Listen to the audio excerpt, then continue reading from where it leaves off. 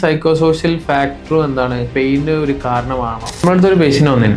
പേഷ്യന്റിന്റെ ബുദ്ധിമുട്ട് പറഞ്ഞാല് neck pain, body pain ഒക്കെ. പേഷ്യന്റ് ഒരു അക്യുപഞ്ചർ ക്ലിനിക്കിൽ വർക്ക് ചെയ്യുന്ന ഒരു പേഷ്യന്റാണ്. അപ്പോൾ കുറെ അക്യുപഞ്ചർ ഒക്കെ ചെയ്തിട്ടും എന്തില്ല, പേഷ്യന്റ് മാറ്റില്ല. അങ്ങനെ പേഷ്യന്റ് നമ്മളടുത്ത് എത്തുന്നത്. ആ പേഷ്യന്റിനോട് ഞാൻ ഡീറ്റെയിൽ ആയിട്ട് സംസാരിച്ചപ്പോൾ മനസ്സിലായത് പേഷ്യന്റ് ഭയങ്കര സൈക്കോളജിക്കലി എന്താണ് എഫക്റ്റഡ് ആണ്. അപ്പോൾ അത് സംസാരിച്ചപ്പോൾ മനസ്സിലായി. പേഷ്യന്റ് എന്തോ ലാസ്റ്റ് പേഷ്യന്റ് ഹസ്ബൻഡ് വിളിച്ചപ്പോൾ പറഞ്ഞ തടി കുറയ്ക്കാൻ എന്നോട് ചോദിക്കാൻ, ഞാൻ അതിന് മാത്രം തടി ഉണ്ടോ? പേഷ്യന്റ് കൺഫ്യൂസ്ഡ് ആണ്. ഞാൻ അതിന് മാത്രം തടി ഉണ്ടോ? ഞാൻ നോർമൽ തടിയല്ലേ ഉള്ളൂ. ഇതെല്ലാം എന്താണ് പേഷ്യന്റിനെ സൈക്കോളജിക്കലി എഫക്ട് ചെയ്യുന്നുണ്ട്.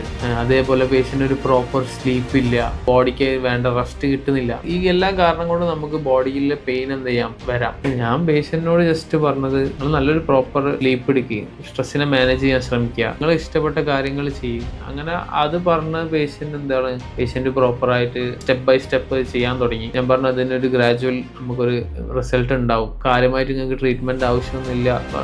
അങ്ങനെ പേഷ്യന്റ് അത് ചെയ്യാൻ തുടങ്ങി. പിന്നെ അതിൻ്റെ കൂടെ നമ്മൾ ട്രീറ്റ്മെന്റ് ചെയ്തിരിക്കണം. നമ്മൾ കുറച്ച് നെക്ക് മസിൽസിനും കാര്യങ്ങൾക്ക് സ്ട്രെങ്തനിങ് ഒക്കെ കൊടുത്ത്. അപ്പോൾ ആ പേഷ്യന്റിന് കുറച്ച് കഴിഞ്ഞപ്പോൾ തന്നെ നല്ല റിസൾട്ട് വന്നു തുടങ്ങി.